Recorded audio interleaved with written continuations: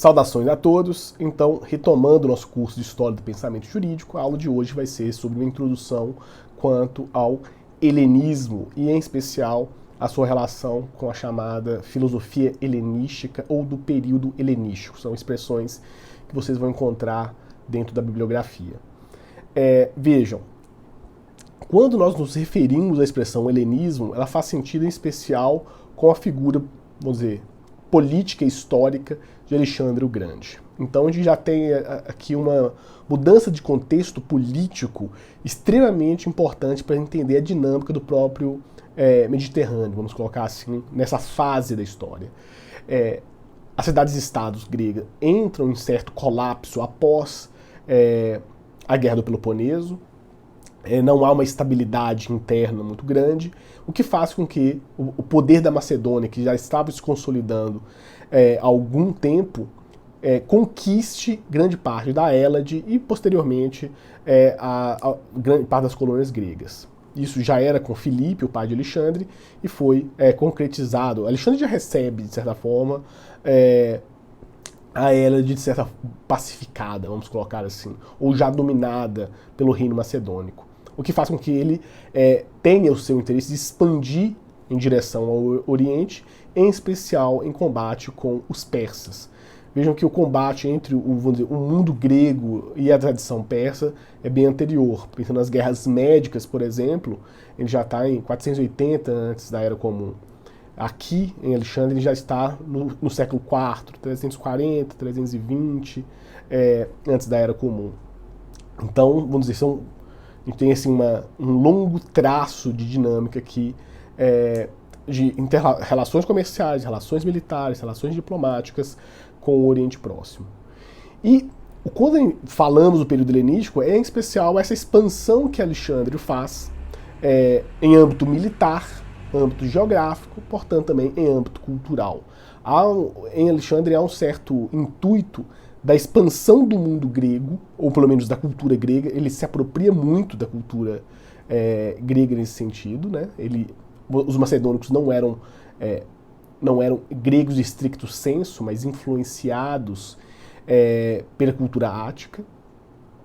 E o ideal que Alexandre trabalha, e isso é interessante porque isso mostra a inovação que ele tem, não é uma influência direta dos seus predecessores, nem mesmo dos seus tutores, como foi o caso de Aristóteles, que também não tinha essa percepção que a política poderia ser expandida para grandes impérios também a partir do que o mundo grego era, ou do que aquilo que era a cultura daquele período.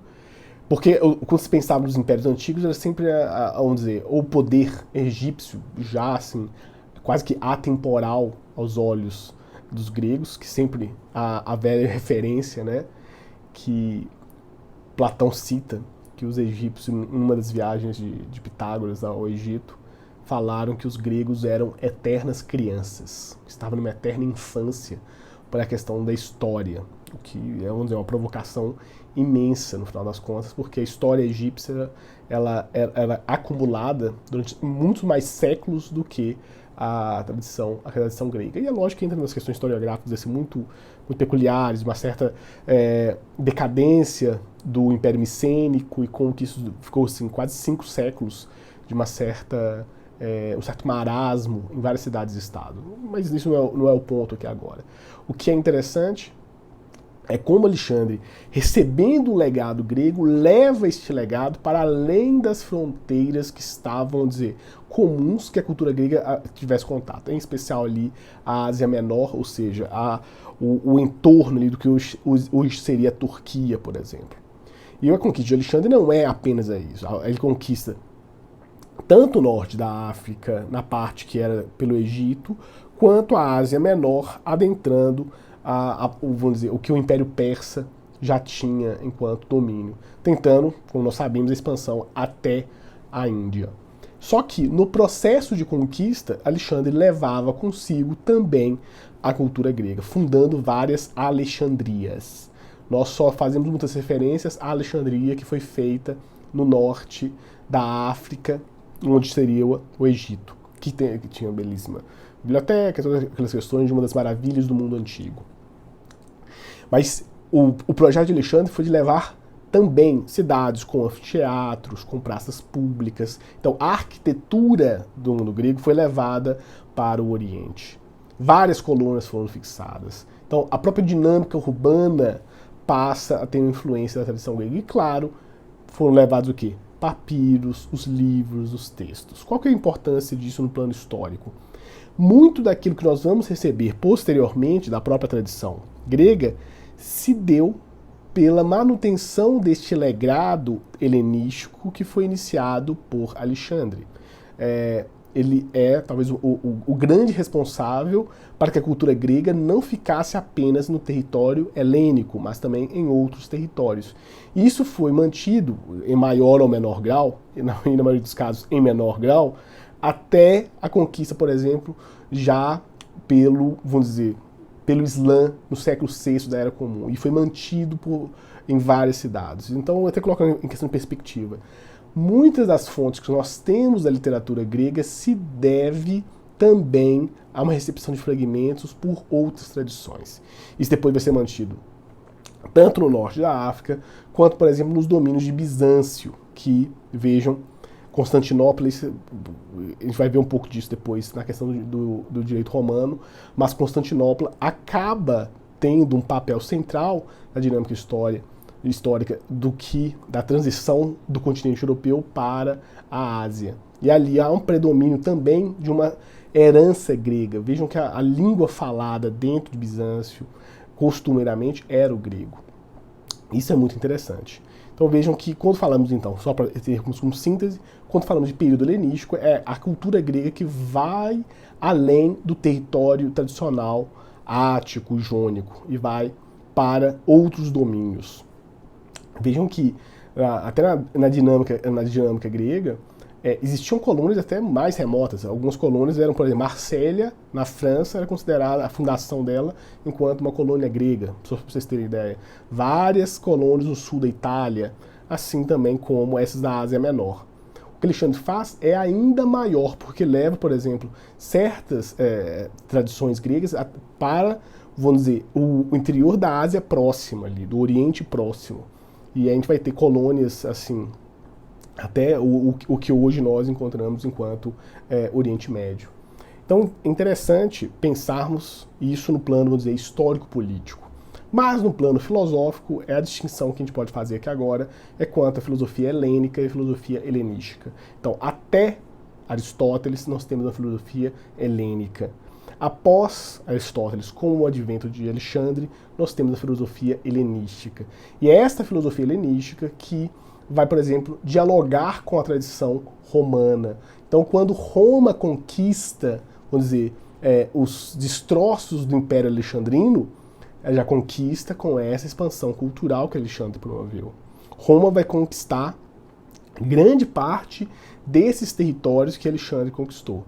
Não todos. Vejam que a Roma não chega nem perto, em, vamos dizer, dimensão territorial, o que Alexandre fez até a Índia, por exemplo. Tem muito, vamos dizer, muito território que Roma simplesmente não é possível fazer essa conquista de forma a consolidar o império.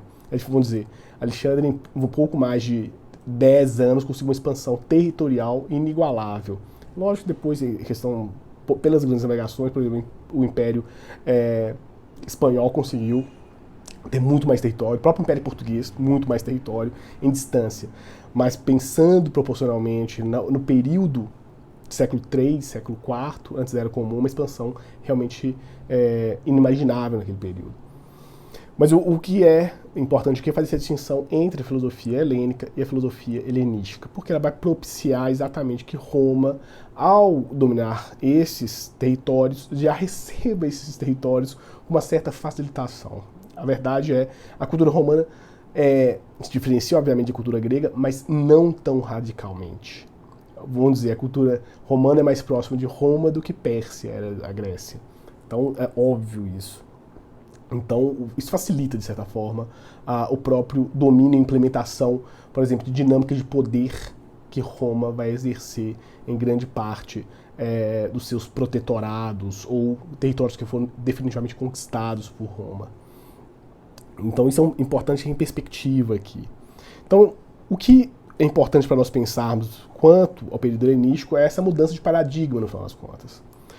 O contexto histórico, já falei com vocês, e há uma certa discussão sobre um certo cosmopolitismo, porque se não é mais possível essa eudaimonia dentro do exercício político da polis, ou das cidades-estado, como elas eram concebidas até o auge do período clássico ateniense, como fica, então, a realização do filósofo, do homem comum, do cidadão dentro desse contexto?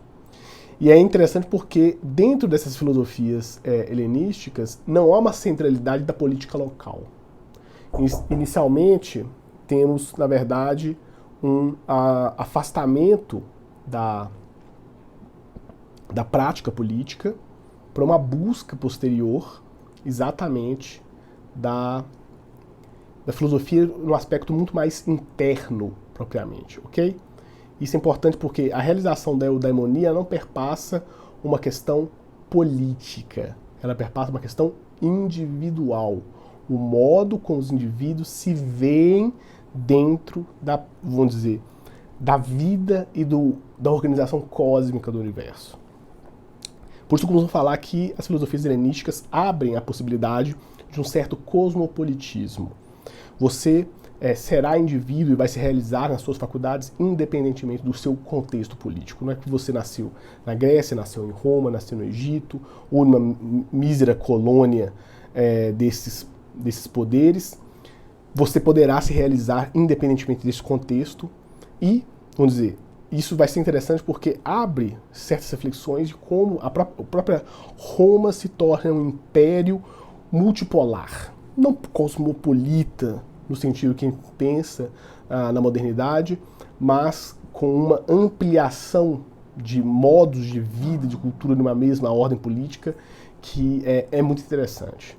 Até mesmo porque, quando formos analisar Roma, vocês vão perceber que, para o direito ser muito importante, Roma é muito mais universal, muito mais plural do que foram as cidades-estados gregas, nesse sentido. Então, dois valores são importantes para se pensar essa mudança de paradigma dentro do helenismo. O valor da liberdade e o valor da igualdade. A liberdade e a igualdade política, elas sofrem uma ruptura com o período helenístico. Como falei com vocês, um cidadão grego, por exemplo, de Atenas, ele deixa de ser cidadão autônomo para sempre ter um poder externo que domina, inicialmente Filipe, depois Alexandre, logo depois os próprios romanos. E isso faz com que a filosofia cada vez mais pense em questões de como que o exercício da liberdade não se restringe ao exercício de uma liberdade política. Existem também modos, vamos dizer, mais particulares de pensar a liberdade, por exemplo, de pensamento. Depois isso vai ser lido numa outra ótica, que é a liberdade religiosa. Isso é muito interessante. Assim como a questão da igualdade. Porque a igualdade antes era vista enquanto a igualdade política e a igualdade jurídica. A igualdade, então, da isonomia e com a igualdade de normas e a igualdade perante a ordem política. Uma certa capacidade de manifestar-se politicamente. E ter, por exemplo, direito ao voto, no caso de certas democracias, no mundo grego, ou isso vai depender, obviamente, da constituição política daquela cidade-estado. Mas são valores que acabam tendo mudanças significativas e não encontram identidade com os modos de vida que nós temos dentro do período helênico. Então, o período helenístico ele muda, de fato, o modo como o cidadão se vê. Principalmente, isso já caminhando, e isso eu já aponto para vocês, como é importante para entender o processo da própria cidadania em Roma, ok? Guardem isso porque vai ser importante mais para frente. Então, existem algumas escolas que nós vamos mencionar algumas, outras nós vamos explorar com mais atenção. Inegavelmente, as mais importantes seriam o epicurismo, o estoicismo, o cinismo e o ceticismo. E ainda existiriam as escolas ecléticas. Cícero, por exemplo, é um autor que é inserido dentro de um movimento, vamos dizer, eclético da filosofia helenística. E não é propriamente nem um estoico, nem um platonista. Vejam, e detalhe, vejam que a Academia de Platão continua a existir, o Liceu de Aristóteles também, administrado por outros, com tendências filosóficas das mais variadas, algumas tendências ao ceticismo, como foram alguns momentos da Academia de Platão, outras seguindo um pouco mais Aristóteles, como foi o caso do Liceu e dos peripatéticos. Então, isso é interessante pensarmos que existe uma pluralidade de posições filosóficas nesse período, muito maiores, talvez, que nos períodos anteriores. E a gente vai centrar, principalmente, no epicurismo e no estoicismo, e de forma mais breve em relação ao cinismo e ao ceticismo. Depois vejam um vídeo sobre o que eu fiz questão de trazer 2 poemas do Fernando Pessoa, numa certa leitura dessa filosofia helenística. Faço referência aqui para vocês poderem depois ver esses vídeos, porque eles são bem interessantes para se pensar alguns modos de realização individual. E aí, a gente pode pensar algumas principais ideias, no final das contas, da filosofia helenística, desse período helenístico. A eudaimonia que nós vimos em Aristóteles, ela é aprofundada, porque ela é cada vez mais vista no âmbito individual e não mais no âmbito coletivo político. A ataraxia, que é uma categoria que eu já trabalhei com vocês em um vídeo específico e remeto a ele para que vocês tenham noção dessa imperturbabilidade da alma, como ela é importante, e a relação com essa apatia, e poderia adicionar também aqui, da aponia. Vejam que a utilização desse alfa positivo, alfa negativo, no caso de aqui, apatia, aponia, a apatia seria o quê? A negação do pathos, no sentido de prazeres, no sentido de sensibilidade.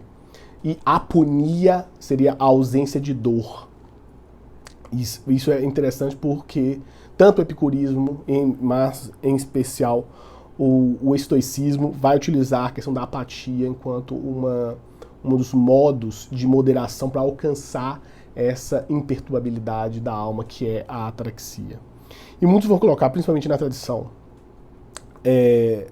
do ecletismo, a questão da eutimia, que seria uma virtude de uma certa coragem ou de uma autoafirmação, enquanto um certo aspecto positivo da ataraxia. A gente vai perceber que depois do estoicismo pareceria que a filosofia estoica pretende um completo afastamento do mundo. Quando a gente for perceber os movimentos que tem dentro do próprio estoicismo, a gente vai ver que há uma certa moderação a possibilitar que, vejam, o Marco Aurélio, o imperador de Roma, que teve uma formação intelectual extremamente densa, era vinculado ao estoicismo. Se a gente pensar na matriz inicial do estoicismo, não se pensaria em um político estoico, diferentemente do que nós encontraremos já no período romano, século II da nossa era, do modo como é também possível juristas estoicos e políticos estoicos. Então esse é um ponto que é importante a gente poder destacar. Essa relação da eudaimonia com a ataraxia e com a apatia e a aponia são extremamente importantes. Vejam os vídeos das categorias, porque é importante, eu não vou ficar traduzindo essas categorias o tempo todo. Vocês têm que escutar essas categorias e entender o significado que elas transpõem para o contexto filosófico que nós estamos estudando, ok? Porque isso que são todos, assim, modos muito mais de compreensão sobre a filosofia helenística que vão possibilitar pensar, por exemplo, qual que é a própria posição da justiça enquanto problema na Grécia Antiga a partir desses modos de ver. E essa é uma conclusão final que faço. Alguns compreendem que as filosofias helenísticas são mais filosofias de vida, pelo seu caráter prático. Todas elas vão beber na fonte do aristotelismo e trazer, por exemplo, o saber prático, ou da filosofia prática, ou seja, Frônesis no seu mais alto grau, enquanto uma preocupação das filosofias helenísticas. O que há um certo afastamento, não total, obviamente, o estoicismo pretende um certo sistema filosófico completo, mas há um certo afastamento de problemas, por exemplo, quanto a epistemologia, a ontologia, a metafísica, como nós compreendemos modernamente. Há uma centralidade maior na ética dentro das filosofias helenísticas. mas isso não exclui a possibilidade de pensar, por exemplo, a parte epistemológica, que é a base, por exemplo, do ceticismo. Só para vocês verem que não é tão simples essa categorização. Há uma centralidade da ética, mas isso não quer dizer que há uma exclusão dos outros problemas. Perfeito? Então a gente vai continuar nossos vídeos, um pequeno vídeo para cada escola, para a gente poder ter uma ambiência com cada uma delas. Então, até breve.